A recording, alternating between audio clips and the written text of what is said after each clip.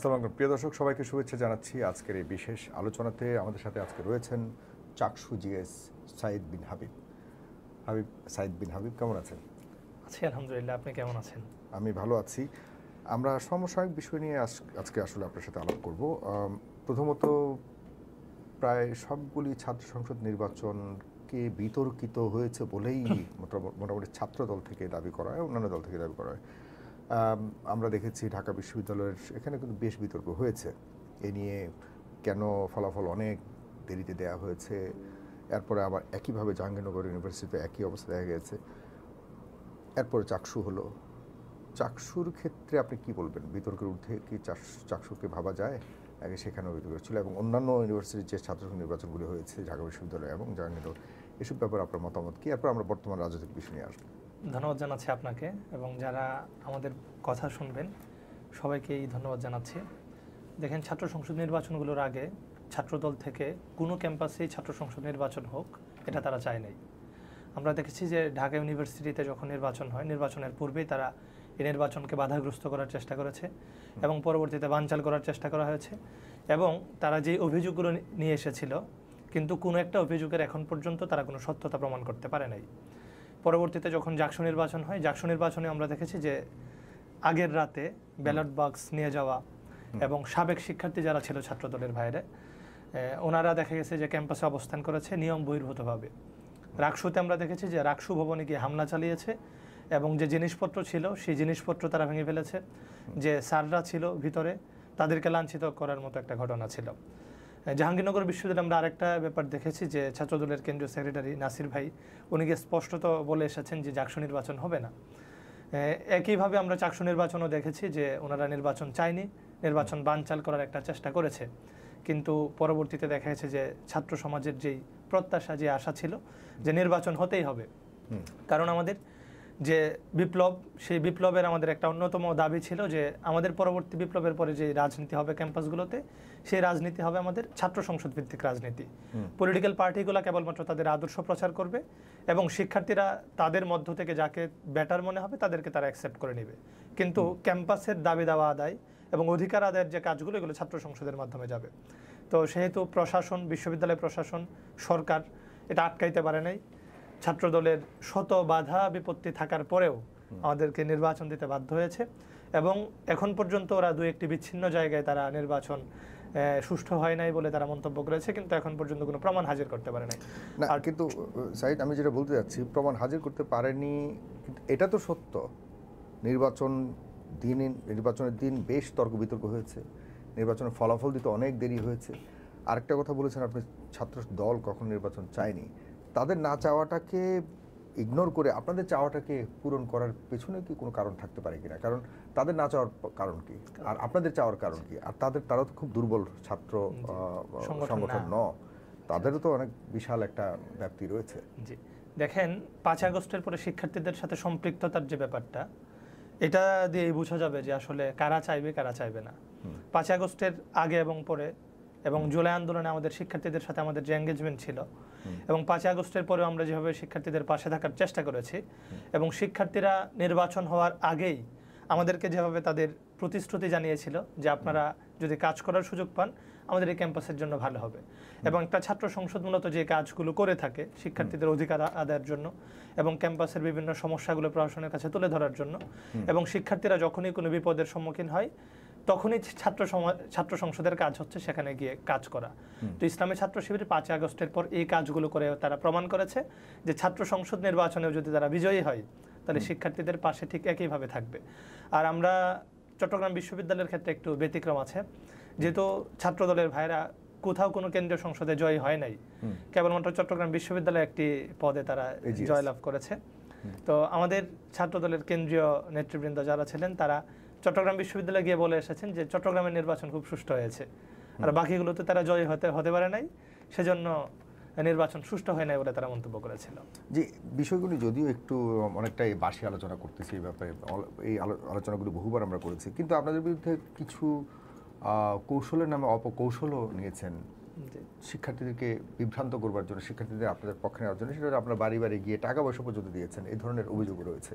জি জি এবং আপনারা আগে থেকেই শিক্ষার্থীদেরকে মনস্তাত্ত্বিকভাবে প্রস্তুত করেছেন আপনাদের পক্ষে যাওয়ার জন্য, যেটি হয়তো ছাত্রদলের ওই অ্যাক্সেসটি ছিল না, বিকজ ছাত্রদলকে ওই অ্যাক্সেস দেয়নি আগের সরকার। কিন্তু আপনারা ছাত্রলীগের নামে, ছাত্রলীগের সাথে মোটামুটি একসাথে মিলেমিশে আপনারা আপনাদেরকে প্রস্তুত করেছেন। তো এই কৌশলটাকে কি আপনার কৌশল বলেন, নাকি এটা অপকৌশলের মাধ্যমে ছাত্রদলকে আপনারা হারিয়েছেন? আপনার প্রথম যে প্রশ্ন ছিল যে আমরা শিক্ষার্থীদের কাছে টাকা দিয়েছি, এটা আমি আগে যদিও শুনি নাই। আর এখন বাড়ি বাড়ি গিয়ে আপনারা দেখা করেছেন, তাদের আমরা তাদের পরিবারকে আপনারা আর্থিকভাবে সহায়তার নামে আপনারা শিক্ষার্থীরা থাকে ক্যাম্পাসে, তারা তো বাড়িতে থাকার কোনো প্রশ্ন আসে না। আর শিক্ষার্থীদের পার্সোনাল তথ্য আমাদের জানার কোনো সুযোগ নাই। দেখা গেছে যে শিক্ষার্থীদের যে পরিবার আছে, আপনাদের ওখানে তো ছাত্র সংসদ থেকে ইউনিভার্সিটিতে এটা আমি শেষ করে নেই। আমরা চট্টগ্রাম বিশ্ববিদ্যালয়ের পক্ষ থেকে আমরা অথবা বাংলাদেশের কোনো ছাত্র সংসদে কারো ফ্যামিলিতে গিয়ে আমরা ভোট চাওয়ার কোনো নজির নাই। আর এর বাইরে যেটা বলেছেন যে ছাত্রলীগ, আপনারা দেখেছেন যে প্রত্যেকটা ক্যাম্পাসে ছাত্রলীগের বিরুদ্ধে এবং ছাত্রলীগের যারা সন্ত্রাসী ছিল ক্যাম্পাসগুলোতে, যারা গত 16 বছরে ক্যাম্পাসগুলোতে অরাজকতা করেছে, হল দখল করেছে এবং ফাও খেয়েছে আমাদের পার্শ্ববর্তী যে দোকানগুলো আছে, প্রত্যেকটা ছাত্রলীগের সন্ত্রাসীদের বিরুদ্ধে সবচেয়ে বেশি সোচ্চার যারা ছিল তারা হচ্ছে ইসলামী ছাত্র শিবির। এবং ক্যাম্পাসগুলোতে ছাত্রলীগ যাদেরকে একদম খুব বেশি জমের মতো ভয় পায় তারা হচ্ছে ছাত্র শিবির। ছাত্র শিবিরের সাথে ছাত্রলীগ ছাত্র সংসদ নির্বাচনে একাত্মতা পোষণ করেছে, এটার বিন্দু পরিমাণ কোনো প্রমাণও নাই, আর এটা প্রশ্নই আসে না। বরঞ্চ আমরা এর বিপরীতটা দেখেছি, যে তারা কখনো কখনো কোনো কোনো ক্ষেত্রে, যেমন প্রত্যেকটা ক্যাম্পাসে আপনি দেখবেন যে যেই ছেলেগুলা ছাত্রলীগের সাথে খুব ভয়াবহভাবে সম্পৃক্ত ছিল, এদের অনেককে এখন অন্য একটা ছাত্র রাজনৈতিক দলের সাথে দেখা যাচ্ছে, এবং তারা অনেকেই দেখা যাচ্ছে যে নির্বাচন করারও সুযোগ তারা পেয়েছে। যেহেতু তারা এখন একটা দেশের প্রমিনেন্ট একটা রাজনৈতিক দলের সাথে সম্পৃক্ত, সেহেতু তাদের ব্যাপারে আমাদের আসলে সিদ্ধান্ত বা তাদের বিরুদ্ধে আমাদের দাঁড়ানোরও খুব একটা সুযোগ ছিল না। তাহলে ছাত্র দলের এই বা বিএনপি থেকেও এই ধরনের দাবিগুলো করেছে, এগুলির এইসব অভিযোগকে কি বলবেন? অস্বীকার করছেন? দেখেন, অভিযোগগুলি কি এমনিতেই আসছে? 5 আগস্টের পরে ফরহাদ জি জি এনলিস্টেড ছিল। জি 5 আগস্টের পরে যখন ছাত্রলীগের ছাত্রদলের কমিটিগুলো আমরা দেখলাম, প্রত্যেকটা ক্যাম্পাসে যদি 30 জনের কমিটি হয়, সেখানে 28 জন হচ্ছে ছাত্রলীগের সাবেক। যদি 11 জনের কমিটি হয় কোনো মেডিকেল কলেজে, 9 জন হচ্ছে ছাত্রলীগের সাবেক। গতকাল আমাদের ক্যাম্পাসে, চট্টগ্রাম বিশ্ববিদ্যালয় ক্যাম্পাসে 420 সদস্যের কমিটি দিয়েছে, যেখানে তাদের গঠনতন্ত্রের নিয়ম অনুযায়ী 81 জনের কমিটি দেওয়ার কথা, সেখানে তারা 420 জনের কমিটি দিয়েছে। সেখানে আমরা কি দেখলাম, যে একের পর এক ছাত্রলীগ সেখান থেকে বেরিয়ে আসছে, যারা 5 আগস্টের পূর্ব পর্যন্ত এবং পরেও, ইভেন 5 আগস্টের সকালেও যারা শেখ হাসিনাকে ফিরিয়ে আনার প্রতিজ্ঞাবদ্ধ হয়েছে, বিভিন্ন মেসেঞ্জারে তারা গ্রুপে তারা সংযুক্ত ছিল, তাদেরকেও আমরা কি দেখলাম যে গতকালকের কমিটিতে তারা, চট্টগ্রাম বিশ্ববিদ্যালয়ে তারা কমিটিতে তাদের নাম এসেছে। অলরেডি কয়েকটা পেজে আমরা দেখেছি, অলরেডি প্রমাণ সহ এই ব্যাপারগুলো সামনে আসছে। কিন্তু ছাত্র শিবিরের যে কমিটি, এবং ছাত্র শিবির তো এরকম কোনো দল না যে আপনার কমিটি থাকবে 500 জনের, কিন্তু সেই কমিটিতে কাজ করবে 2 জন।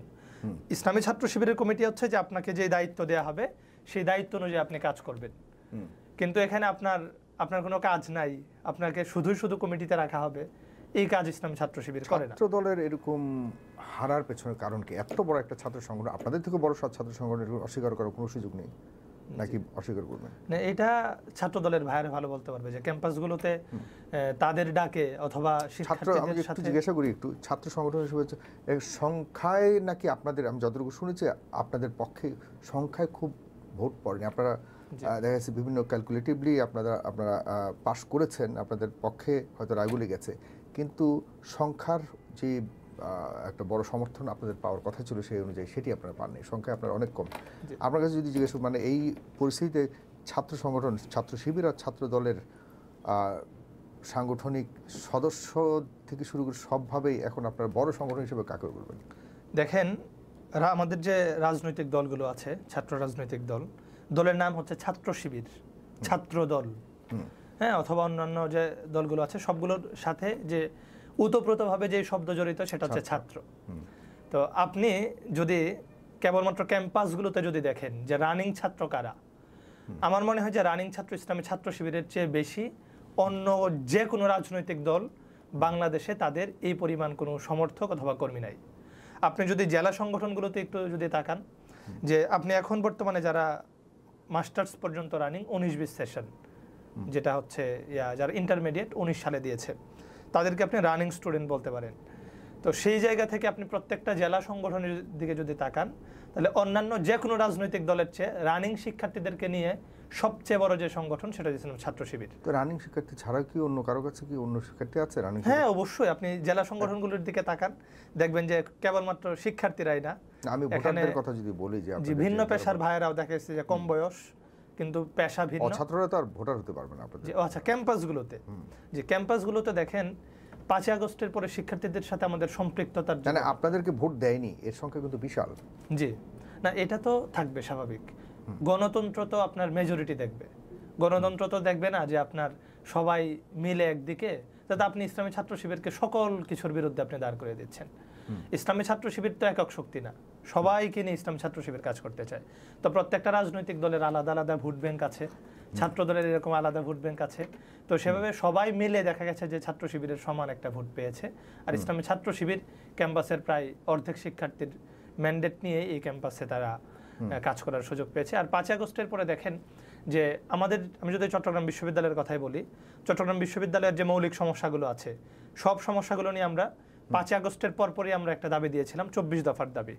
তো সেই দাবির পরে আবার আমরা এই 24 দফাকে আমরা অ্যাকোমোডেট করে আমরা 7 দফায় নিয়ে এসেছি। এই 7 দফা নিয়ে আমরা অনেকগুলো মিছিল করেছি, মানববন্ধন করেছি, স্মারকলিপি দিয়েছি, অনেকগুলো প্রতীকী কর্মসূচি পালন করেছি।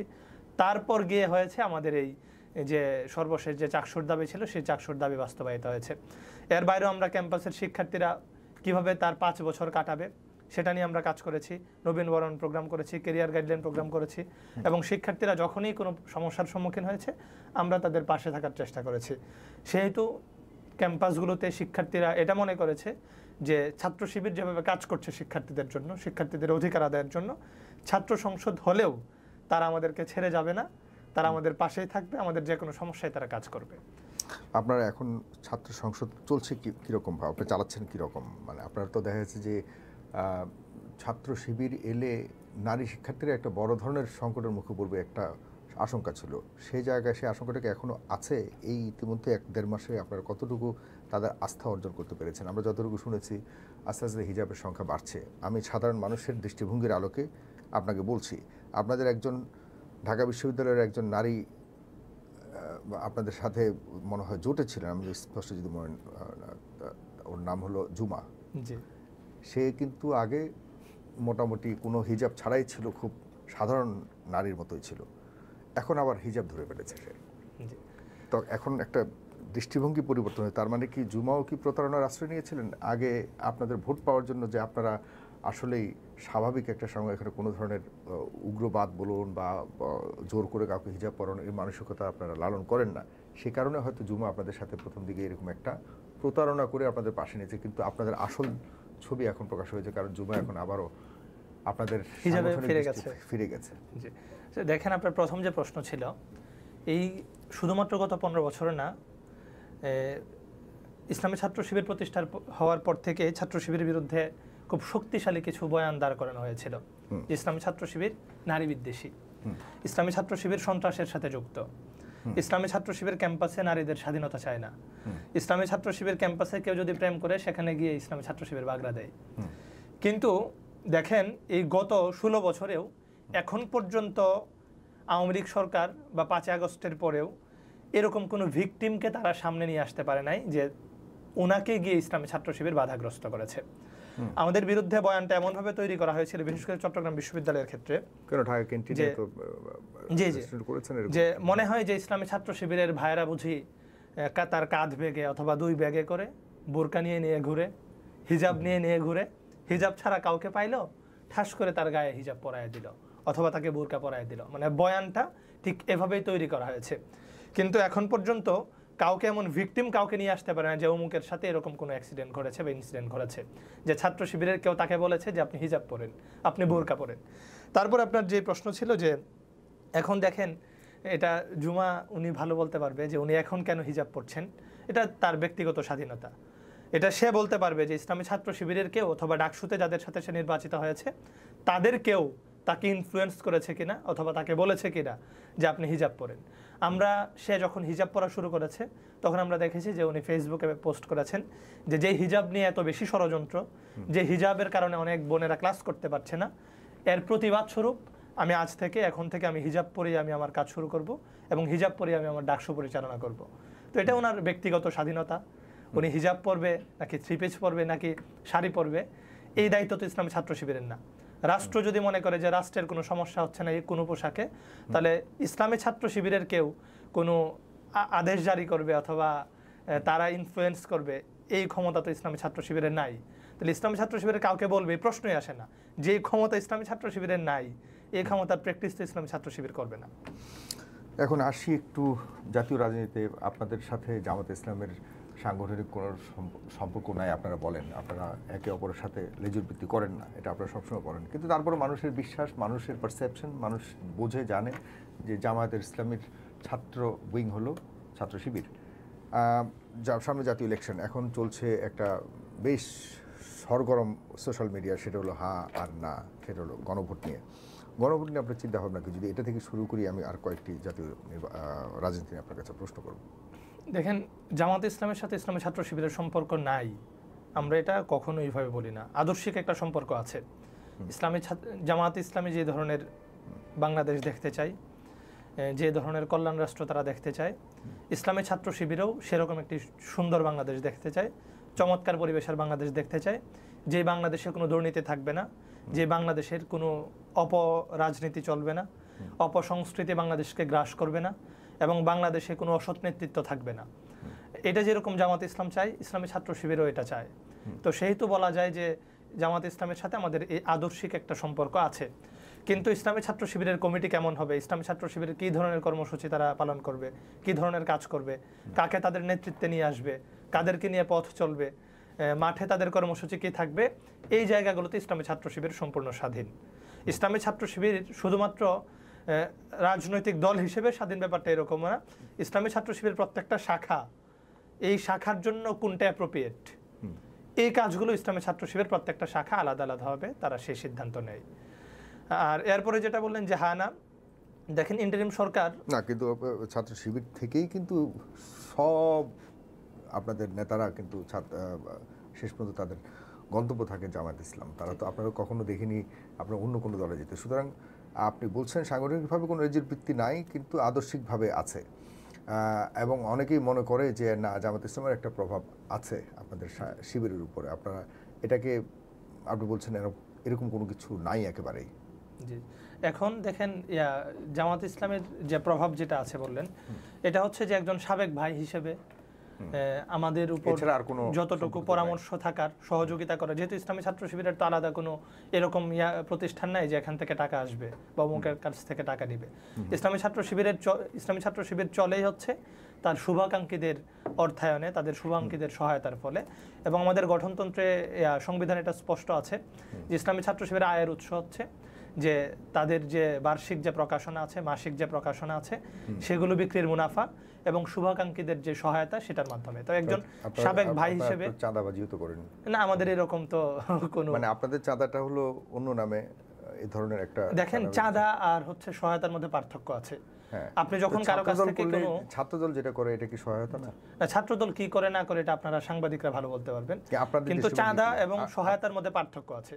যেমন ধরেন যে আপনি যখন কারো থেকে জোর করে নিয়ে আসবেন এবং নিয়ে আসার পরে সে আপনার জন্য বদদোয়া দিবে, আপনার ব্যাপারে সে বলবে যে আমার থেকে সে জোর করে টাকা নিয়ে গেছে এবং যে টাকাটা অন্যায্য, কোনো ন্যায্যতা নাই, তখন আমরা সেটাকে বলছি চাঁদা। যেমন ধরেন আপনি কোনো একটা স্ট্যান্ড থেকে নিয়ে আসলেন, কোনো দোকান থেকে আপনি কিছু টাকা উঠালেন আপনার নেতার নাম দিয়ে, আপনি একটা প্রোগ্রাম করবেন, আপনি সেখানে গিয়ে বললেন যে আমি একটা প্রোগ্রাম করব অমুকের জন্মবার্ষিকীতে অথবা অমুকের মৃত্যুবার্ষিকীতে। আমরা এটা শেখ হাসিনার আমলে আমরা দেখেছি যে মুজিবের মৃত্যুবার্ষিকী পালন করবে, এই জন্য টাকা নিতে হয়েছে গিয়ে দোকান থেকে, দোকানদার থেকে চাঁদা। তো এইটাকে আমরা বলছি চাঁদা। আর সহায়তার যে ব্যাপারটা, সেটা হচ্ছে যে আপনি শিক্ষার্থীদের জন্য কাজ করবেন।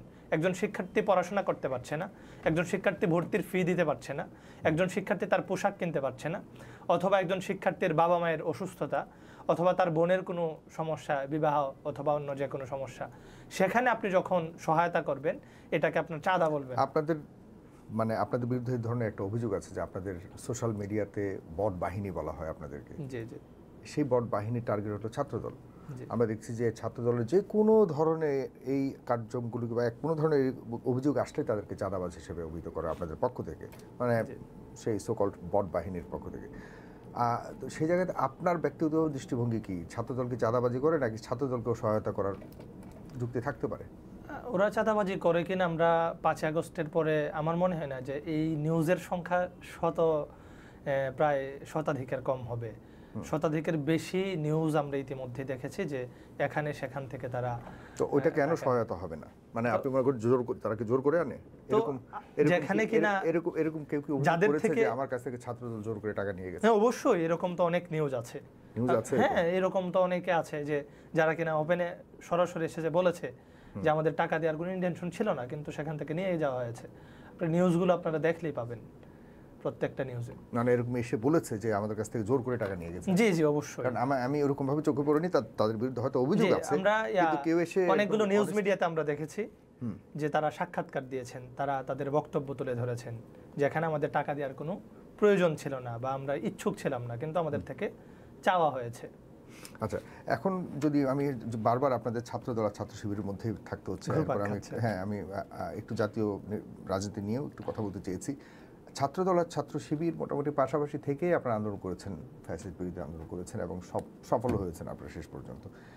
এখন আপনারা কি আসলেই একদম এক সংগঠন আরেকজনের সংগঠনের সাথে কোনোভাবেই কি আর যোগাযোগ নাই এবং আপনারা কি রাখতে চাচ্ছেন না? ব্যাপারটা কি ওরকম পর্যায়ে চলে গেছে? রাজনৈতিক বিরোধিতা নাকি শত্রুতা, কোনটা? ছাত্রদলের সাথে আমাদের এখনো যে সম্পর্ক খুবই চমৎকার সম্পর্ক। প্রত্যেকটা ক্যাম্পাসে ছাত্রদলের ভাইদের সাথে আমাদের যে সম্পর্ক, আমার মনে হয় যে অন্য কোনো রাজনৈতিক দলের সাথে আমাদের সেই সম্পর্ক আছে। আমরা কেবলমাত্র বাহ্যিকভাবেই না, অভ্যন্তরীণভাবেও যখন আমাদের দেখা সাক্ষাৎ হয় অথবা ক্যাম্পাসে বাহ্যিকভাবে তো শত্রুতা দেখছি। জি না, আমরা শত্রুতা এটা অনলাইনে কিছু ক্ষেত্রে দেখা যায়, কিন্তু আমরা আমাদের যে পারস্পরিক যে সৌহার্দ্য, এটা আগের চেয়ে এমনি কোনো অংশে আমি মনে করি না যে কোনো অংশে কমেছে। কারণ আমরা দীর্ঘ 15 বছর একসাথে ফ্যাসিস্ট শেখ হাসিনার বিরুদ্ধে আন্দোলন করেছি। জুলাই আমরা একই সাথে মাঠে ছিলাম, আমার পাশে ছিল ছাত্রদলের ভাই, অন্য পাশে অন্য একজন রাজনৈতিক দলের ভাই, তো আমরা একই সাথে কাজ করেছি। এখনও যখন ক্যাম্পাসগুলোতে শিক্ষার্থীদের অধিকার আদায়ের জন্য, তাদের কোনো সমস্যার সমাধান করার জন্য, ক্যাম্পাসকে এগিয়ে নিয়ে যাওয়ার জন্য যখন কোনো কাজ হবে, আমরা একই সাথে আমরা কাঁধে কাঁধ মিলিয়ে আমরা কাজ করব। চমৎকার। আমি এখন একটু রাজনৈতিক পরিমণ্ডলে যদি প্রশ্ন সবচেয়ে গুরুত্বপূর্ণ যেটি, এই সিদ্ধান্তের ফলে মানে গণভোট আগে হবে নাকি পরে হবে, হ্যাঁ না, এখন মোটামুটি একটা পারসেপশন বেসড একটা ভোটাভুটি চলছে সোশ্যাল মিডিয়াতে, এটার উপরে নির্ভর করবে সামনে ইলেকশনটা হবে কি হবে না। আপনারা হঠাৎ করে আপনাদের সিনিয়র নেতারা বলছেন সব ইলেকশন নাও হতে পারে, এই ধরনের একটা ইঙ্গিত দিচ্ছে। তার মানে কি ইলেকশন নিয়ে কোনো ষড়যন্ত্র চলছে বা ইলেকশন সহমত না হলে জামাত ইসলাম বা আপনারা কোনোভাবে কি লাভবান হবেন? গণভোটটা কি আসলে ইলেকশনের পরে হলে কোনো সমস্যা হতো, ইলেকশনের দিন হলেও কোনো সমস্যা হতো, কি বলবেন? দেখেন, গণভোটের যে প্রশ্নটা আসছে, ইন্টারিম সরকার কোথায় সংস্কার করবে, কিভাবে সংস্কার করবে, সবগুলো কাজ তারা অলরেডি কি করেছে, আইডেন্টিফাই করে এগুলো ঐকমত্য কমিশনের মাধ্যমে পাশ করিয়ে নিয়েছে। এখন এগুলোর বাস্তবায়নের জন্য একটা কাজই দরকার, সেটা হচ্ছে জনগণের ম্যান্ডেট। জনগণ যদি চায় তাহলে এগুলো বাস্তবায়িত হবে। তাহলে যেই সরকার প্রায় 33টা রাজনৈতিক দলকে একত্রিত করে তারা এই কাজ অলরেডি করে ফেলেছে, তাহলে কেবলমাত্র গণভোটের জন্য, এগুলি তো র্যাটিফিকেশনের জন্য আমাদের গণতান্ত্রিক সাংবিধানিক নিয়ম হলো এগুলি সংসদ থেকে র্যাটিফাই করে। জি জি। কিন্তু আপনি যেটা বলছেন এই র্যাটিফিকেশনটা কি পরবর্তী টিকবে আইনিভাবে? আমি বলছি যে পদ্ধতি হচ্ছে দুইটা, হয় জনগণ ম্যান্ডেট দিয়ে সংসদ সদস্য নির্বাচন করবে এবং তারা সেটা পাশ করবে, অথবা সরাসরি জনগণ গণভোটের মাধ্যমে সেগুলো পাশ করিয়ে নেবে। তাহলে যে ইন্টারিম সরকার প্রত্যেকটা কাজ শেষ করে ফেলছে, তারা কি ধরনের সংস্কার এনেছে এটা পরের প্রশ্ন। যেহেতু জুলাই সনদ, জুলাই চার্টার অলরেডি ঘোষণা হওয়ার পর এটা আবার সব রাজনৈতিক দল, দু একটা রাজনৈতিক দল বাদে 5টা রাজনৈতিক দল, এনসিপি এবং 4টা বাম রাজনৈতিক দল, তারা বাদে মোটামুটি সবাই সিগনেচার করেছে। তাহলে সকল কাজ যেহেতু সমাপ্ত, তাহলে আমার এটার জন্য কেবলমাত্র গণভোটের জন্য আমি এটা কেন নির্বাচিত রাজনৈতিক দলের কাছে দিয়ে দিব? আমি এটা করে ফেললেই হয় গণভোটটা। আর আমি যদি এটা নির্বাচিত রাজনৈতিক দলের উপর যদি আমরা ছেড়ে দিই, সরকারের উপর, তখন কি দেখা যাবে যে এই সংস্কারের সময়, জুলাই সনদের সময় আমরা দেখেছি যে অনেকগুলো রাজনৈতিক দল কিছু কিছু জায়গায় বাধাগ্রস্ত করেছে। তাহলে নির্বাচিত হওয়ার পর তারা যে এটা পুরোপুরি জুলাই সনদকে কার্যকর করবে অথবা সংবিধানে যুক্ত করবে অথবা সবগুলো সংস্কার তারা বাস্তবায়ন করবে, এটার কিন্তু কোনো গ্যারান্টি নাই। এটা জামাতের ক্ষেত্রে আমরা এই বিশ্বাস রাখতে পারছি না, বিএনপির উপরে আমরা এই বিশ্বাস রাখতে পারছি না, আর অন্যান্য কারো উপর তো আমরা বিশ্বাস রাখতে পারছি না।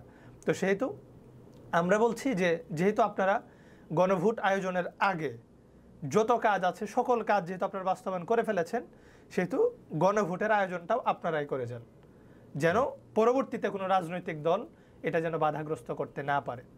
তারপরের কথা ছিল যে আমরা দেখেছি যে এখানে 33টা রাজনৈতিক পরে হলে দল, সমস্যা কি? বা ইলেকশনের দিন মানুষ তো আর বারবার ভোট দিতে যায় না, ভোটের তো একটা আয়োজনের বিষয় আছে। সামনে যদি ইলেকশন হয় ফেব্রুয়ারিতে, তো আমাদের তেমন সময়ও নাই। গণভোট করতে গেলে তো একদম সাধারণ ভোটের মতোই সারা বাংলাদেশ ব্যাপী আয়োজনের একটা বিষয় আছে। সেটা যদি ইলেকশন দিন হয় তাহলে তো একদিনেই সবাই দুই বিষয়ের উপরে ভোট দিতে গেল, এতে সমস্যা থাকবে তো।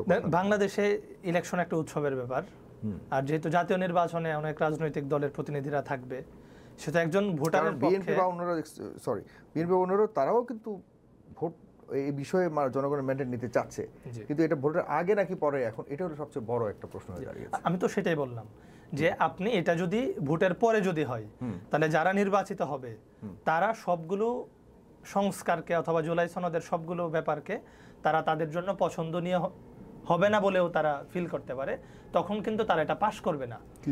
জনগণ যদি চায় যে ওদেরকে আমরা নির্বাচিত করলাম, ওরা যেটা ভালো মন্দ করবে সেটাই আমরা মেনে নিব, এবং জনগণের ভোটের মাধ্যমে তো একই জিনিস তো প্রকাশিত হবে। আনা ভোটের মধ্যে যারা ভোট দেবে তারাই তো জাতীয় নির্বাচনে ভোট দেবে। জাতীয় নির্বাচনের ব্যাপারটা এক ধরনের, আর গণভোটের সংস্কারের ব্যাপারটা এক ধরনের। দেখেন, গণভোটের ক্ষেত্রে আমরা যেটা বলছি যে 33টা রাজনৈতিক দলকে তারা ঐকমত্য কমিশনে নিয়ে আসা হয়েছে। এর মধ্যে আমরা দেখলাম যে প্রায় 5টা দল এনসিপি এবং যে বাকি 4টা বাম দল আছে, এই বাকি 4টা বাম দল গত 16 বছর সিপিবি, বাসদ, জাসদ, ওরা গত 16 বছর আওয়ামী লীগের লেসপেন্সার হয়ে কাজ করেছে। আওয়ামী লীগের কোনো কোনো ক্ষেত্রে তারা কুসুম কুসুম প্রতিবাদ করেছে, কিন্তু আওয়ামী লীগকে আওয়ামী লীগ হয়ে ওঠার জন্য এবং ফেসিস্ট হয়ে ওঠার জন্য যত ধরনের কালচারাল সাপোর্ট দরকার, যত ধরনের বয়ান তৈরির রাজনীতি দরকার, সবগুলো কাজ এই বাম দলগুলো করেছে। আমরা কি দেখেছি যে এই ঐক্যমত্য কমিশন, ইন্টারিম সরকার তাদেরকেও তারা এই ঐক্যমত্য কমিশনে ডেকেছে এবং পরবর্তীতে তাদেরকে ইগনোর করে তারা চলে গিয়েছে। এরপরে এনসিপি তো দু একটা ব্যাপারে তারা মতামত না দেওয়ার কারণে তারা স্বাক্ষর করে নাই, এবং শুধুমাত্র দেখলাম যে 33টা দলের মধ্যে 28টা দল, 29টা দল, কখনো 27টা দল, কোথাও দেখলাম যে 30টা রাজনৈতিক দল একদিকে মতামত দিচ্ছে আর কেবলমাত্র আরেকটা রাজনৈতিক দল একদিকে মতামত দিচ্ছে। এবং আমরা দেখতে পেলাম কি যে সরকার সেই একটা রাজনৈতিক দল, 2টা রাজনৈতিক দল যেদিকে মত দিচ্ছে সেদিকে তারা বায়াসড হয়ে যাচ্ছে।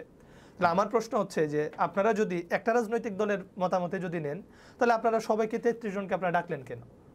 একটা রাজনৈতিক দলকে নিয়ে এসে তারা কি মতামত দিচ্ছে আপনারা এটা নোট নেন, এটা বাস্তবায়ন করে দেন। তো 33টা রাজনৈতিক দলকে নিয়ে আমাদের এত এই ডজনের পর ডজন একসাথে বসা, রাষ্ট্রের এত টাকা খরচ করা, চা নাস্তার খরচ তো আমার নষ্ট করার কোনো প্রয়োজন ছিল না। একটা রাজনৈতিক দল থেকে আমার অ্যাসাইনমেন্ট নিয়ে এসে আমার পাশ করে ফেললেই হইতো। জি, এখন সব কিছুর পরবর্তীতে সামনে ইলেকশন ঘিরেই সবাই প্রস্তুতির ব্যাপারে একটা মোটামুটি পজিটিভ সাইন দেখা যাচ্ছে, কিন্তু গতকালকে আপনি দেখেছেন যে প্রধান উপদেষ্টা একটা আশঙ্কা প্রকাশ করেছে যে কোনো সময় আক্রমণ আসতে পারে এবং মোটামুটি অনাকাঙ্ক্ষিত অনেক কিছু ঘটতে পারে। এগুলিকে মোকাবেলা করবার জন্য আপনারা যে ফ্যাসিস্ট বিরোধী আন্দোলন করেছিলেন একসাথে, এখন সামনের সময়গুলিতে আপনারা কতটুকু ঐক্যবদ্ধভাবে এগুলিকে মোকাবেলা করতে পারেন? কী ধরনের আক্রমণ আসতে পারে বলে তিনি মনে করেন, আপনি মনে করেন কিনা এই ধরনের কিছু সিচুয়েশনের মধ্যে পড়তে যাচ্ছে বাংলাদেশ?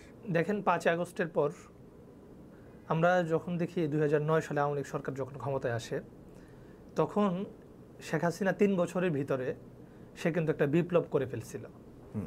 রাষ্ট্রের প্রত্যেকটা জায়গা থেকে তার বিরোধী মনোভাবের যারা ছিল এবং সত্যিকার অর্থে যারা দেশপ্রেমিক ছিল, বিডিআর বিদ্রোহ থেকে শুরু করে প্রত্যেকটা জায়গায় শেখ হাসিনা এই নীরব বিপ্লবের মাধ্যমে তার দেশপ্রেমিক যারা ছিল তাদেরকে কিন্তু সে হটিয়ে দিয়েছে, তাদেরকে সরিয়ে দেওয়া হয়েছে। একদম সচিবালয় থেকে শুরু করে প্রত্যেকটা সেক্টর, সেনাবাহিনী, পুলিশ, বিডিআর, আর্মি, প্রত্যেকটা শিক্ষা প্রতিষ্ঠান, প্রত্যেক জায়গায় একই কাজ করেছে। এই 3 বছরের মধ্যে সে এটা করে ফেলেছে অলরেডি। প্রত্যেকটা বাহিনী থেকে একই কাজ করেছে। প্রত্যেকটাই এই আমাদের এখন বাংলাদেশে যে ইউনিভার্সিটিগুলো আছে প্রায় 60% শিক্ষক নিয়োগ হয়েছে এই গত 15 বছরে আওয়ামী লীগ সরকারের আমলে। এবং আমরা এই নিয়োগগুলোতে আমরা কি দেখেছি যে একজন শিক্ষক যে কিনা টিচার নিয়োগের যে ন্যূনতম যেই রিকোয়ারমেন্ট আছে সেটা তারা পূরণ করতে পারে না, তাদেরকেও কেবলমাত্র ছাত্রলীগ নেতা হওয়ার কারণে তাদেরকে নিয়োগ দিয়েছে। অর্থাৎ শেখ হাসিনা 3 বছরে যে নীরব বিপ্লব করেছে, এই বিপ্লব ইন্টারিম সরকার একটা প্রায় 1500 শহীদের উপর দিয়ে এবং 20,000 আহত পঙ্গুত্ব বরণকারী ভাইয়ের উপর দিয়ে এসেও এই বিপ্লব গত 1 বছরও তারা সম্পন্ন করতে পারে নাই। যার ফলে গত 15 বছর আওয়ামী লীগ যেই বিপ্লব তারা 3 বছরে করেছিল এবং এই বিপ্লবের মাধ্যমে তাদের অনুগত যেই দাস তারা নিয়ে এসেছিল প্রত্যেকটা সেক্টরে, তারা এখনও এই ইন্টারিম সরকারের আমলেও তারা বলবৎ আছে। প্রত্যেকটা জায়গায় তারা অপচেষ্টা চালাচ্ছে কিভাবে আর আওয়ামী লীগকে ফিরিয়ে আনা যায়, কিভাবে আওয়ামী লীগকে রিলিভেন্ট করা যায়। সেই তো হয়তো প্রধান উপদেষ্টা এটা বলতে পারেন যে তিনি আরেকটা হামলার আশঙ্কা করছেন, যেটা দেশ এই হামলা আমি বলছি যে আমার কাছে মনে হচ্ছে যে উনি বোঝানোর চেষ্টা করেছেন যে উনি এখন পর্যন্ত আওয়ামী লীগের যারা লেসপেন্সারি করেছে গত 16 বছর এবং আওয়ামী লীগের দাস যারা ছিল তাদেরকে সরাইতে পারে নাই, এই বিপ্লবটা হয় নাই বাংলাদেশে। তো সেহেতু তারা আবার একটা উত্থানের চেষ্টা তারা চালাবে। সরকার যে ব্যর্থ এটা ওনার বক্তব্যের মাধ্যমে অনেকটাই কারণ আমি এখনো দেখি এই অবস্থাতে মানে আপনি কি মনে করেন কিনা একটা সুষ্ঠু নির্বাচন হওয়া সম্ভব? এখনো দেখেন আমাদের ক্যাম্পাসগুলোতে আওয়ামী লীগের শিক্ষক যারা ছিল তারা এখনো স্বপ্ন দেখে যে শেখ হাসিনা ফিরে আসবে। আমার এখনো গ্রামগঞ্জে যেগুলো আওয়ামী লীগের সন্ত্রাসী ছিল তারা এখনো স্বপ্ন দেখে যে আওয়ামী লীগ আবার ফিরে আসবে, শেখ হাসিনা আবার ফিরে আসবে। এই যে স্বপ্নটা তারা দেখছে সরকারের ব্যর্থতার কারণে। তারপরে আমরা যদি বলি যে হয়তো জামায়াত ইসলামী, বিএনপি অথবা ছাত্র সংগঠনগুলোর মধ্যে ছাত্রদল, ছাত্র শিবিরের যে বৈরী ভাব আমরা অনলাইন মিডিয়াতে অথবা বক্তব্যের মধ্যে আমরা দেখতে পাই, এটা আমার মনে হয় যে রাজনৈতিক স্বার্থে এবং তারা যেভাবে দেশকে ওন করছে এই স্বার্থে হয়তো তাদের বিভক্তি আছে। কিন্তু জুলাইয়ের প্রশ্নে এবং আওয়ামী লীগ দমনের প্রশ্নে, ফ্যাসিস্ট দমনের প্রশ্নে আমরা এখনো এক আছি এবং ভবিষ্যতেও যখন আওয়ামী লীগ ফিরে আসার চেষ্টা করবে অথবা কেউ রিলিভেন্ট করার চেষ্টা করবে, কে বিএনপি, কে জামায়াত ইসলামী, আমরা এটা দেখবো না। আমরা সবাইকে নিয়ে জুলাই যেভাবে আমরা একসাথে মাঠে ছিলাম, আমরা এই ফ্যাসিস্ট বিরোধী আন্দোলনে এবং ফ্যাসিস্ট নির্মূলে আমরা আবারও সেই একইভাবে আমরা একসাথে থাকবো। কিন্তু আওয়ামী লীগের ব্যাপারে আপনার এই অবস্থান যদি হয়ে থাকে, তাদের তো আপনি নিষিদ্ধ করেননি। জি, তারা সামনে ইলেকশন করবার যথেষ্ট সুযোগ রয়েছে, বিভিন্নভাবেই সুযোগ রয়েছে, তাদেরকে আটকাবেন কিভাবে? না, আওয়ামী লীগের কার্যক্রম তো নিষিদ্ধ করা হয়েছে। তারা তো নির্বাচনে অংশগ্রহণ করতে পারবে না। না, তারা নির্বাচনে অংশ নিতে পারবে না। আর যদি আওয়ামী লীগ যদি নির্বাচনে অংশ নিতে চায়, তাহলে আমাদের জীবনের উপর দিয়ে, আমাদের লাশের উপর দিয়ে তারা আসতে হবে। জুলাই আমরা যারা মাঠে ছিলাম, জুলাই আমরা যারা শাহাদাতের জন্য আমরা যারা মাঠে নেমেছিলাম, আমরা আবারও আওয়ামী লীগকে কিভাবে বাংলাদেশ থেকে হটানো যায় এর সর্বোচ্চ চেষ্টা আমরা করে যাব। অলরেডি আওয়ামী লীগ নাই দেশে।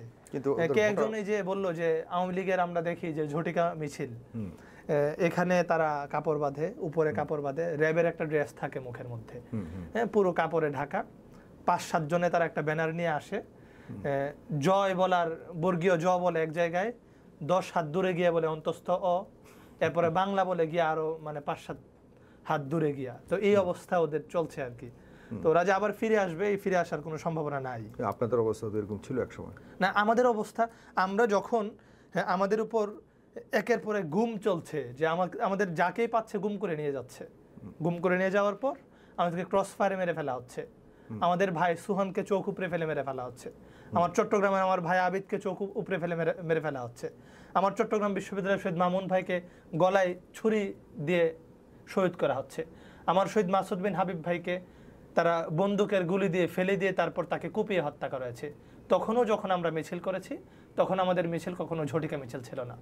আমাদের প্রত্যেকটা মিছিলে যথেষ্ট পরিমাণ উপস্থিতি ছিল, ব্যানার নিয়ে আমরা মিছিল করেছি, প্রত্যেকটা মিছিল আমরা অনলাইন মিডিয়াতে আমরা প্রচার করেছি। ইসলামী ছাত্র শিবিরের যে ফেসবুক পেজ আছে, আপনি যান 12 সালে, 13 সালে, 11 সালে, একদম পিক মোমেন্টে শাহবাগের, তখনও আমরা 13 সালে, 14 সালে আমরা বড় বড় মিছিল করেছি এবং প্রত্যেকটা জায়গায় আমরা এর প্রতিবাদ জানিয়েছি। জি, এখন তাদের ভোটারদেরকে কি করবেন?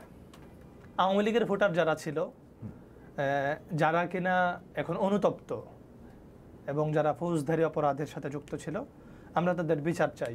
কিছু জায়গায় বিচার হয়েছে, কিছু জায়গায় তারা অন্যান্য অনেক রাজনৈতিক দলের আশ্রয় প্রশ্রয় আছে, কেউ কেউ লুকিয়ে আছে, কেউ কেউ দেশের বাইরে আছে। ইন্টারিম সরকারের কাছে আমাদের দাবি হচ্ছে যে তাদের সবাইকেই ফিরিয়ে এনে এবং যথাযথ আইনের আওতায় তাদের নিয়ে আসতে হবে। আর তাদের ভোটার যারা আছে অনেকে অনুতপ্ত হচ্ছে। আমি মনে করছি যে আওয়ামী লীগ সরকার যে অত্যাচার, যে নির্যাতন এবং যে নিষ্পেষণের মধ্য দিয়ে বাংলাদেশকে নিয়ে গেছে, তারা তো দেশেই আছে অনেকেই, তো আশা করছি যে তারা সংশোধনের দিকে আসবে। আর যদি না আসে তাদেরকে বিচারের মুখোমুখি এবং বিচারের কাঠগড়ায় তাদেরকে আপনারা এখানেও একটা পলিটিক্স করছেন। বিএনপি বলছে আপনারা এই শেষ পর্যন্ত জামায়াতে ইসলাম আওয়ামী লীগকে পুনর্বাসন করছে। জি, পুনর্বাসনের নিউজগুলো তো আমরা 5 আগস্টের পর থেকে দেখছি যে আগে ছিল অমুক দলের রাজনৈতিক নেতা, অমুকের ছবি দিয়ে তাদের ব্যানার ফেস্টুন ছিল। 5 আগস্টের পর আমরা দেখলাম যে সবই ঠিক আছে, নিচে শুধু দলের নাম চেঞ্জ, উপরে যাদের ছবি টাঙানো হতো উপরের ছবিগুলো চেঞ্জ। এগুলো প্রুফ অলরেডি আমরা মিডিয়াতে আমরা দেখতে পাচ্ছি। তাহলে কে কাকে এই বাংলাদেশে রিলিভেন্ট করার চেষ্টা করছে এবং কে কাদেরকে আশ্রয় দেওয়ার চেষ্টা করছে, প্রশ্রয় দিচ্ছে, এগুলো অলরেডি আমরা নিউজ মিডিয়াতে দেখছি। জনগণ এগুলো জানে। আচ্ছা, শেষ দুটি প্রশ্ন করে আজকে অনুষ্ঠান শেষ করে অনেক ভালো লাগছে প্রশ্নগুলি করতে, আর আপনার কাছ থেকে উত্তর পাচ্ছি। দুটি প্রশ্ন বড় ক্যানভাসের প্রশ্ন হলেও আপনি ছোট্ট করে যদি সম্ভব উত্তর দিবেন। আপনি এই প্রজন্মের ছাত্রনেতা, সামনের ভবিষ্যতের আপনি বড় রাজনীতিবিদ হওয়ার সম্ভাবনা রয়েছে, সুতরাং বাংলাদেশের মানুষকে আপনার মধ্যে আপনি লালন করবেন, জনগণ আপনাকে লালন করবে। এর মাঝামাঝি আপনার সম্ভাবনা হবে আপনার দৃষ্টিভঙ্গির আলোকে, আপনার ঐতিহাসিক দৃষ্টিভঙ্গিগুলির আলোকে আপনাকে মানুষ মূল্যায়ন করবে। মুক্তিযুদ্ধের ব্যাপারে আপনার অবস্থান কি? আপনার দলের, আপনার দল বলতে আমি যদি বলি যে আপনাদের আদর্শিক যেটা বললেন, আপনাদের সাথে আদর্শিক সম্পর্ক রয়েছে জামাত ইসলামের, সেখানে আপনি এই প্রজন্মের একজন ছাত্রনেতা হিসেবে মুক্তিযুদ্ধের অবস্থান তৎকালীন সময় জামাত ইসলামের, এটার ব্যাপারে আপনার অবস্থান কি বলেন? জামাত ইসলামের কি অবস্থান ছিল এটা জামাত ইসলাম নেতৃবৃন্দ তারা অলরেডি অনেকবার ক্লিয়ার করেছেন। এবং জামাত ইসলাম নেতৃবৃন্দ এবং আপনার দৃষ্টিভঙ্গি আপনার মূল্যায়ন কি? জি জি, দেখেন, আমাদের মহান মুক্তিযুদ্ধ হয়েছিল যে উদ্দেশ্য নিয়ে, বাংলাদেশ হবে একটি দুর্নীতিমুক্ত দেশ এবং বাংলাদেশে কোনো অপরাজনীতি থাকবে না, বাংলাদেশের প্রত্যেকটা সেক্টরে দেশপ্রেমিক নেতৃবৃন্দ থাকবে, বাংলাদেশ পরিচালনা করবে দেশপ্রেমিক নেতারা, এবং অন্যান্য দেশের, ভারত হোক, পাকিস্তান হোক, আমেরিকা হোক, রাশিয়া হোক, চীন হোক, কোনো দেশের আধিপত্য, আগ্রাসন এই বাংলাদেশে চলবে না। বাংলাদেশ হবে সম্পূর্ণ স্বাধীন দেশ, দুর্নীতিমুক্ত দেশ, এবং বাংলাদেশ হবে একটি স্বয়ংসম্পূর্ণ এবং দেশপ্রেমিকদের দেশ। তো সেই জায়গা থেকে 71 পর থেকে যদি আপনি দেখেন যে এই জায়গাগুলোতে জামাত ইসলামের চেয়ে দেশপ্রেমিক অথবা দুর্নীতিমুক্ত, আমার মনে হয় এই চেষ্টাটা অন্য কেউ করেনি। আপনার জামাত ইসলামের নেতৃবৃন্দ শহীদ আমির জামাত মাওলানা মতিউর রহমান নিজামী, উনি একটি মন্ত্রণালয় পরিচালনা করেছেন, আলী হাসান মাহমুদ মুজাহিদ উনি একটি মন্ত্রণালয় পরিচালনা করেছেন, এবং জি আমি বলছি, তো সেই জায়গাগুলোতে এখন পর্যন্ত মহান মুক্তিযুদ্ধ হয়েছিল যে উদ্দেশ্য নিয়ে, যে দুর্নীতিমুক্ত একটা বাংলাদেশ হবে, জামাত ইসলামী নেতৃবৃন্দরা এটার প্রমাণ করে গেছেন যে দুর্নীতিমুক্ত বাংলাদেশ যদি গড়তে হয় তাহলে জামাত ইসলামী যেভাবে কাজ করছে, যে কল্যাণ রাষ্ট্রের চিন্তা করছে, এভাবেই সম্ভব। এবং ওনারা এটা প্রমাণ করেছে যে মুক্তিযুদ্ধকে যদি সবচেয়ে বেশি ওন করতে হয় তাহলে ইসলামী ছাত্র শিবির এবং জামাত ইসলামী কাজ করছে, কারণ মুক্তিযুদ্ধের যে উদ্দেশ্য ছিল সেই উদ্দেশ্য জামাত ইসলামী পুঙ্খানুপুঙ্খানুভাবে কাজ করার চেষ্টা করছে। যে মূল উদ্দেশ্য সেটার বিপক্ষেই তো জামাত ইসলামী ছিল। এখন দেখেন, তখন জামাত ইসলামের রাজনৈতিক একটা স্ট্যান্ড ছিল, কিন্তু জামাত ইসলামী তখন কোনো অপরাধের সাথে জড়িত গত 16 বছরে শেখ হাসিনা এটার একটা ন্যূনতম কোনো প্রুফ তারা করতে পারে নাই। তারা ক্যাঙ্গারু একটা আদালতের মাধ্যমে, যেগুলো আপনারা দেখেছেন যে স্কাইপি কেলেঙ্কারি তারা তখনই ফাঁস হয়েছিল এবং যার জন্য বিচারপতিকে অপসারণ করতে হয়েছে। এবং পরবর্তীতে আপনারা দেখেছেন যে যেই বিচারপতিরা রায় লিখেছিল, সুরেন্দ্র কুমার সিনহা সহ, তারা পরবর্তীতে এগুলো প্রকাশ করেছে যে তারা কিভাবে সেই রায়গুলো দিয়েছিল। এবং 5 আগস্টের পরেও যখন আমরা দেখলাম যে আদালতগুলো, এই আদালতের কি অবস্থা ছিল তখন, সেই অবস্থাটা আমরা 5 আগস্টের পর দেখতে পেয়েছি। তখনও যে অন্যান্য যে আন্তর্জাতিক যে মানবাধিকার সংস্থাগুলো ছিল, এমনেস্টি সহ যে আন্তর্জাতিক মানবাধিকার সংস্থাগুলো, তারাও তখন সেই আন্তর্জাতিক অপরাধ ট্রাইব্যুনালের বিরুদ্ধে তারা বিবৃতি দিয়েছে। এবং এগুলো যে একটি পাতানো আদালত, এবং সেই আদালতের রায় বিচারকের কাছ থেকে হয় না, আদালতের রায় হয় মন্ত্রী পরিষদ থেকে, আদালতের রায় হয় শেখ হাসিনা থেকে, আদালতের রায় হয় বঙ্গভবন গণভবন থেকে। এগুলো অলরেডি প্রমাণ হয়েছে। সেহেতু জামাত ইসলামের বিরুদ্ধে যে অপপ্রচার চালানো হয়, যে জামাত ইসলামী ৭১-এর মানবতা বিরোধী অপরাধের সাথে যুক্ত ছিল, এগুলোর কোনো সম্পৃক্ততা শেখ হাসিনা প্রমাণ করতে পারে নাই, বরঞ্চ ভুয়া মিথ্যা মামলার মাধ্যমে তারা তাদেরকে ফাঁসি দিয়েছে এবং শাহাদাত বরণ করতে বাধ্য করেছে। আমরা দেখেছি যে তাদের সাক্ষীর অবস্থা কেমন ছিল। আল্লামা দেলোয়ার হোসেন সাঈদী সাহেবের সময় যখন সাক্ষী হাজির করা হলো, আমরা দেখি যে সুখরঞ্জন বালি ওনাকে কোর্টের প্রাঙ্গণ থেকে তাকে তুলে নিয়ে যাওয়া হয় এবং পরবর্তীতে তাকে উদ্ধার করা হয় ভারতের একটি জেলে। এবং ৫ আগস্টের পরে না, শুধু ৫ আগস্টের আগেও উনি সাহসিকতার সাথে সেগুলো মোকাবেলা করেছেন এবং বলেছেন যে তাকে জোর করে এগুলোর সাক্ষী নেওয়া হয়েছে। আমরা যদি দেখি যে মোহাম্মদ কামারুজ্জামান, মীর কাশেম আলী ভাই এবং অন্যান্য যারা ছিলেন, আমাদের শহীদ কাদের মোল্লা রহমতুল্লাহ রাহিমাহুল্লাহ, ওনাদের এলাকাবাসীও তখন বলেছে যে তাদেরকে জোরপূর্বকভাবে সাক্ষ্য নেওয়া হয়েছে। এবং এই জোরপূর্বক সাক্ষ্যগুলোও কেমন ছিল, উনি ৫ কিলোমিটার দূরে দেখেছেন যে উনি তাকে হত্যা করেছেন, উনি তার শ্লীলতাহানি করেছেন। ৩ কিলোমিটার দূর থেকে দেখেছেন, ২ কিলোমিটার দূর থেকে দেখেছেন, ২ কিলোমিটার দূর থেকে উনিকে টেলিস্কোপ দিয়ে দেখেছেন। তাহলে এই যে ভুয়া এবং মিথ্যা সাক্ষীর মাধ্যমে তাদেরকে শহীদ করা হয়েছে, আমরা মনে করছি যে এই শাহাদাতের যেই প্রতিটি রক্তের ফোঁটা, এই রক্তের ফোঁটা প্রতিদান বাংলাদেশের জনগণ, আগামী নির্বাচন হোক এবং আগামী বাংলাদেশের নেতৃত্ব কারা দিবে, এই সিদ্ধান্ত এই দেশের জনগণ নেবে। আপনাদের তৎকালীন অবস্থান বিরুদ্ধে ছিল, সেটি আপনি তৎকালীন রাজনৈতিক প্রেক্ষাপট হিসেবে আপনি এটাকে মূল্যায়ন করতে চাচ্ছেন, সেটি হলো আপনার দৃষ্টিভঙ্গি। আমি এখন শেষ প্রশ্ন আজকের, এটি হলো যে সামনে নির্বাচন, জাতীয় নির্বাচনে কি মনে হয় আপনাদের জামাত ইসলাম আর অন্যান্য দলগুলোর অবস্থান কেমন হবে বলে মনে করেন? সরকার কি গঠন করবে? দেখেন, বারবার জামাত ইসলামের ছাত্র শিবিরের সাথে যে আমি একজন রাজনীতিবিদ হিসেবে ছাত্রনেতা হিসেবে বলছি, আমি যেহেতু ক্যাম্পাস কেন্দ্রিক কাজ করি, শিক্ষার্থীদেরকে নিয়ে আমার কাজ, আমার সংগঠন ইসলামী ছাত্র শিবির, তারা জাতীয় রাজনীতির সাথে সরাসরি সম্পৃক্ত না। আমাদের কাজ হচ্ছে ৫ দফা। প্রথম কাজ হচ্ছে দাওয়াত। দাওয়াতের মাধ্যমে আমরা শিক্ষার্থীদেরকে এই মেসেজ দিতে চাই যে কোরআনের ছায়াতলে আসতে হবে এবং শিক্ষার্থীদেরকে নিয়ে আমরা একটি সুন্দর বাংলাদেশ গড়তে চাই, এই মেসেজ আমরা দিতে চাই। তারপরে আমরা তাদেরকে সংগঠনের অধীনে আমরা সংঘবদ্ধ করি, তারপর আমরা তাদেরকে প্রশিক্ষিত করি। কিসের প্রশিক্ষণ? কোরআনের প্রশিক্ষণ। একটি দেশের যোগ্য নেতৃত্ব কীভাবে তৈরি হবে সেই প্রশিক্ষণ আমরা তাদেরকে দেই বিভিন্ন ক্লাসের মাধ্যমে, বিভিন্ন পাঠচক্রের মাধ্যমে, আলোচনা চক্রের মাধ্যমে। ৪ নম্বর আমাদের যে কাজ, সেই কাজ হচ্ছে ইসলামী শিক্ষা আন্দোলন। এই বাংলাদেশের সংস্কৃতির সাথে একটি উপযোগী শিক্ষা কাঠামো, শিক্ষা ব্যবস্থা আমরা তৈরি করতে চাই, আমরা বাস্তবায়ন করতে চাই এবং শিক্ষার্থীদের ব্যক্তিগত যে সমস্যাগুলো থাকে, কারো পারিবারিক সমস্যা, আর্থিক সমস্যা, সেই সমস্যাগুলোতে আমরা কাজ করতে চাই। এটা হচ্ছে আমাদের ৪র্থ দফা। ৫ নম্বরে যেটা আছে যে একটি সুন্দর সমাজ বিনির্মাণ, সেখানেই কেবলমাত্র আমরা জাতীয় রাজনীতিতে আমরা কাজ করার সুযোগ পাই। যখনই এই দেশ কোনো বিপদের সম্মুখীন হয়, কোনো সংকটের সম্মুখীন হয়, তখন ইসলামী ছাত্র শিবির সেখানে কাজ করে। অর্থাৎ আমি বলতে চাচ্ছি যে জাতীয় রাজনীতিতে ইসলামী ছাত্র শিবিরের কন্ট্রিবিউশন থাকে সব শেষে। যেমন জুলাই দেখেছেন যে আমরা সম্মুখ সারিতে ছিলাম, প্রত্যেকটা আন্দোলনের পলিসি কী হবে, কীভাবে আন্দোলনগুলো পরিচালিত হবে, এই কাজগুলো আমরা করতে হয়েছে, কারণ এগুলো আমাদের ৫ দফায় আছে। তো জাতীয় রাজনীতিতে জামাত ইসলামী কী করবে, জামাত ইসলামীকে মানুষ ভোট দিবে কি দিবে না, এই সিদ্ধান্ত এই দেশের জনগণ নেবে। ৫ আগস্টের পর, শেখ হাসিনা হটানোর পর এই দেশের জনগণ অনেক বেশি ম্যাচিউর, তারা এটা বুঝতে সক্ষম হয়েছে যে এই বাংলাদেশের জন্য আসলে কারা নিরাপদ। ভারতের আগ্রাসন থেকে, পাকিস্তানের আগ্রাসন থেকে, আমেরিকার আগ্রাসন থেকে অথবা বিশ্বের অন্য যে কোনো দেশের আগ্রাসন থেকে, আধিপত্যবাদ থেকে এই দেশকে রক্ষা করার জন্য এবং এই দেশকে একটি স্বনির্ভর বাংলাদেশে পরিণত করার জন্য কারা এই বাংলাদেশকে চায় এবং কারা উপযুক্ত, এটা এই দেশের জনগণ বুঝে। আশা করি যে তারা সেই সিদ্ধান্ত নেবে এবং জাতীয় যদি কোনো সংকটের সম্মুখীন হয়, আমরা যেভাবে জুলাই 1 সাথে আমরা মাঠে নেমেছিলাম, আমরা সেভাবে ইসলামী ছাত্র শিবিরের বাইরে কাজ করব। আবারও আরেকটি প্রশ্নের জন্ম হলো আপনার স্টেটমেন্ট থেকে। আপনি বলেছেন আপনারা কোরআনের শাসন চান, জি, কোরআনের পতাকা তলে সবাইকে নিয়ে আসবেন, জি। তার মানে আপনার গণতান্ত্রিক পলিসিতে আপনারা থাকছেন না যদি আপনারা সুযোগ পান? দেখেন, আমাদের কিছু কোরআনের শাসন অথবা শরিয়া শাসন যখন এই প্রশ্নটা আসে, তখনই আমাদেরকে কয়েকটা ফ্রেমের ভিতরে আবদ্ধ করে ফেলা হয়। কি ফ্রেম? কি সেই ফ্রেম? যে চুরি করলে হাত কাটবে, কাউকে পর্দা করতে হবে, এই বয়ানগুলো কেবলমাত্র এই বয়ানগুলোই সামনে নিয়ে আসা হয়।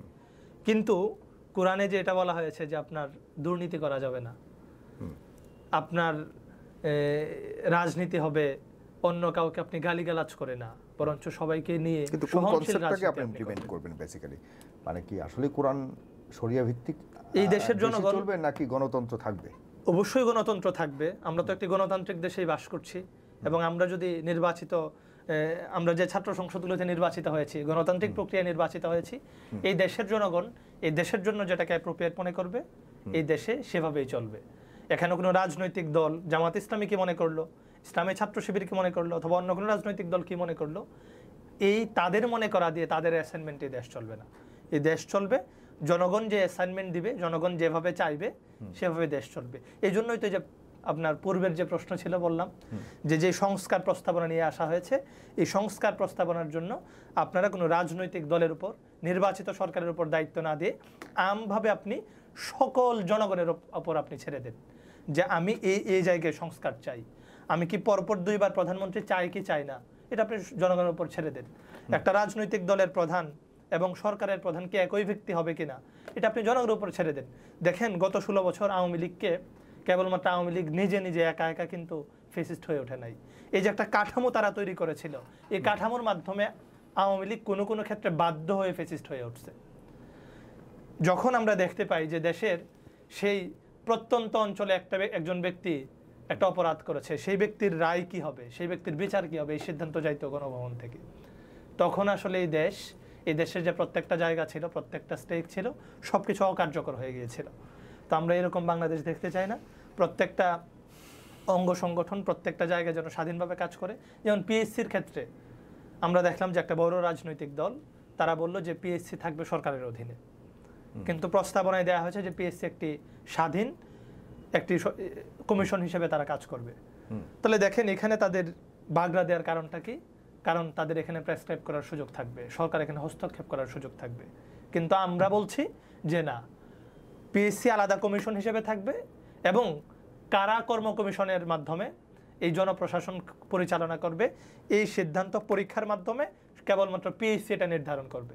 সরকারের কোনো কর্তা ব্যক্তি অথবা সরকারের কোনো জনপ্রতিনিধি এই সিদ্ধান্ত দিবে না যে কে পিএসসিতে এসে কাজ করবে। কারণ আমরা 5 আগস্টের পর দেখেছি যে পিএসসি যখন সরকারের অধীনে ছিল তখন আমরা দেখেছি যে গণভবন থেকে ফাইলের পর ফাইল বের করা হয়েছে, অমুক এমপি সুপারিশ করেছে, অমুক মন্ত্রী সুপারিশ করেছে।